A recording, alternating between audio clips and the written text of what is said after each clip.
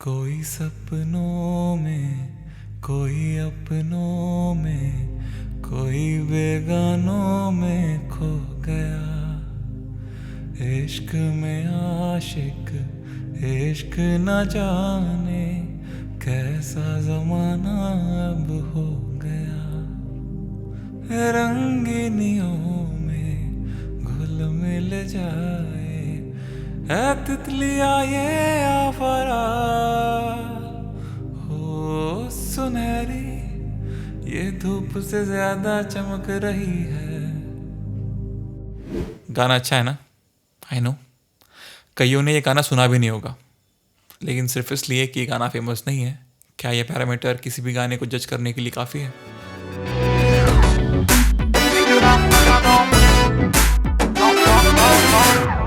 किसी ने खूब कहा है, stardom isn't a profession, it's an accident. Hi, मैं हूँ आपका आवारा यार दानिश और आप सुन रहे हो आपकी अपनी पॉडकास्ट जिसका नाम है यार लंबी नहीं करो, प्रोड्यूस्ड बाय आवारा परिंदे साउंड स्टूडियो। तो जी, शोहरत एक ऐसी चीज़ जिसका इंतखाब हर कोई करता है। अभी जो हंगामी हालात है, specially with fast speed internet और इतने सारे प्लेटफॉर्म्स होना, तो आज के तारीख में फेमस होना बहुत आसान है। कई लोग अच्छे काम करके होते हैं, कई लोग गलत काम करके होते हैं, लेकिन जो लोग गलत काम करके होते हैं ना, वो भी अच्छा काम आगे करते हैं और उसके बाद अपना जो पिछला पास्ट था उसको साफ करते हैं। होता है नहीं होता है वो अलग बात है, बट करते हैं। अब artistry and fame, it may feel like they are two sides of same coin, but they art. और ये मैं इसलिए बोल रहा हूँ क्योंकि ऐसा हो सकता है कि आप बहुत गजब के आर्टिस्ट हो बट आप फेमस नहीं हो, और ऐसा भी हो सकता है कि आप बहुत ही ख़राब आर्टिस्ट हो, मतलब आपका आता पता लापता कहीं नहीं हो उसके दायरे में, बट आप फेमस हो। तो फेमस होने का, टैलेंटेड होने से या आपके आर्ट पे, आपके क्राफ्ट पे मास्टरी होने से ऐसा कोई ताल्लुक नहीं है अभी के तारीख में, ठीक है? पहले था। तो आप आज ये सोच रहे होंगे कि इसको आज कौन सा कीड़ा काट गया भाई, मतलब आप लंबी करते हो ठीक है, लेकिन अभी आज इस पे बात कर रहे हो फेमस। अजी तो बात ये है कि मुझे ना एक मिसकंसेप्शन दिखा है, especially with non-musicians. So what they do is they start judging people with the amount of fame they have. आपके इंस्टा पे फॉलोअर्स कितने हैं, यूट्यूब पे सब्सक्राइबर्स कितने हैं। और ये बात जब तक नॉन म्यूजिशियंस कर रहे थे ना, तब तक ठीक भी था कि आपको पता नहीं है, लेकिन अब मैंने ऐसा देखा है कि जो म्यूजिशियंस हैं ना, वो भी इस ट्रैप में फंस रहे हैं। और मुझे आज भी मेरे म्यूज़िक कंसर्वेटरी का फर्स्ट डे याद है। मतलब हम लोग सब तैयार होके क्लास में एंटर करने वाले थे कि हमने देखा गेट पे एक शख्स एकदम एक slow motion walk, slow motion नहीं था, नॉर्मल ही था, AR रहमान एंटर कर रहे हैं कॉलेज में। और मैं बोल रहा हूँ कि वाह भाई। और मेरे साथ साथ मेरे बैच के जितने 20-25 बच्चे थे, वो सब के सब अपना फ़ोन निकाल के खट खट खट खट खट फ़ोटो खींचना शुरू।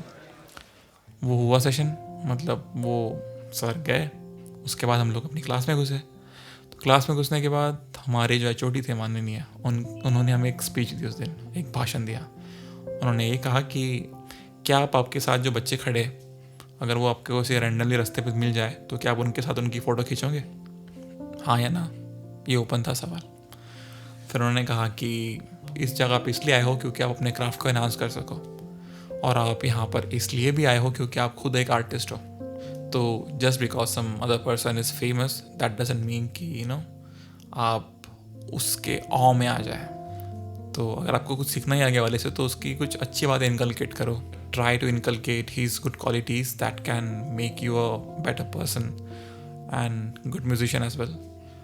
अब ये भाषण सुनने के बाद भाई साहब, मतलब क्लास में जितने बच्चे थे वो सब लोग बोले कि यार सर क्यों खा रहे हो सर, मतलब क्यों पका रहे हो सर। और इतना गजब का हम लोग का भी एक फैन बॉय मूवमेंट हुआ है बाहर, और अभी अंदर आके आप ये बोल रहे हो कि treat him as a colleague.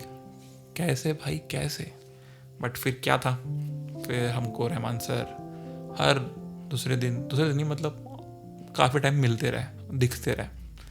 वैसे मैं आपको ये बताना भूल गया कि AR रहमान हम लोग के कॉलेज में ऐसे घूमने नहीं आते थे, वो हम लोग के प्रिंसिपल थे, और मैंने यहाँ पर फ्लॉन्ट कर दिया, मतलब कर दिया भाई, सर थे हमारे, क्या कर सकते हैं। बट खैर, फिर दिन बीतते गए, क्लासेस होती रही, हम लोग कुछ नई नई चीज़ सीखते रहे, और धीरे धीरे मुझे एहसास होने लगा कि मेरे आसपास में भी जो लोग हैं ना, वो ऐरे गैर नत्तू गैर नहीं भैया, वो सारे के सारे जीनियस, सारे मतलब काफ़ी सारे लोग।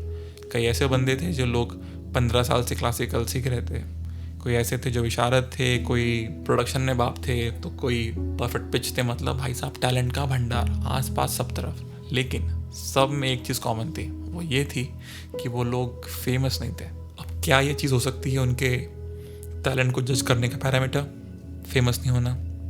तो मेरा जवाब है बिल्कुल नहीं। Art and music is all about expressions.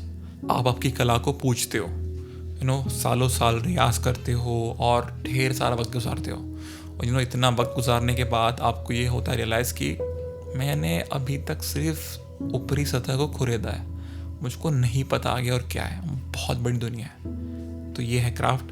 तो मेरे पास में कुछ एडवाइस है फेम को लेके जो मैंने एक्सपीरियंस की है। 2 पॉइंट है। पहला नंबर ये कि don't get into that zone कि I want to become famous. अगर आपको फेमस बनना है तो आपको ज़रूरी नहीं आर्ट की ज़रूरत है, आप वीडियो में चाय पीते हुए भी फेमस हो सकते हो। मतलब हेलो फ्रेंड्स, चाय पी लो। तो मुश्किल है। लेकिन जब ये फेम आपके पास में आता है ना, तो ये आता है जाने के लिए, और जब ये जाता है उस वक्त में आपके पास में और कुछ नहीं रहता है, मतलब खाली। तो my advice to all the budding musicians and aspiring artist will be कि learn your craft, try to enhance your craft, learn new things, work towards contributing towards that art। और आपको सर्विस देनी है उस पर्टिकुलर आर्ट को। वो गाना हो गया, वो नाचना हो गया, वो स्टोरी टेलिंग होगी, वो डायरेक्शन हो गया, वो सब कुछ, मतलब जो बोलते आप आप उसकी खिदमत करो। और सर्विस करते हुए अगर रास्ते आपको शोहरत मिल जाए तो उसकी ऐसी क्या बात है, और अगर नहीं भी मिली तो आपको पता है कि ये आपकी मंजिल शोहरत पाना नहीं था, आपकी मंजिल था क्राफ्ट पे काम करना और अच्छा आर्टिस्ट बनना। सिंपल है। तो लास्ट कोट पे मैं ख़त्म करूँगा ये बात। तो बात ये है कि there are no shortcuts to any place worth going. ये मैंने नहीं कहा, ये कहा है बीवर्ली सिल्स। आई थिंक ये सही प्रोनाउंस किया है मैंने, बट खैर आज की बात ये थी। तो जी मैं हूँ आपका आवारा यार दानिश। आप सुन रहे हो आपकी अपनी पॉडकास्ट जिसका नाम है यार लंबी नहीं करो, प्रोड्यूस बाय आवारा परिंदे साउंड स्टूडियो। तो जी मैं कहता हूँ शुक्रिया।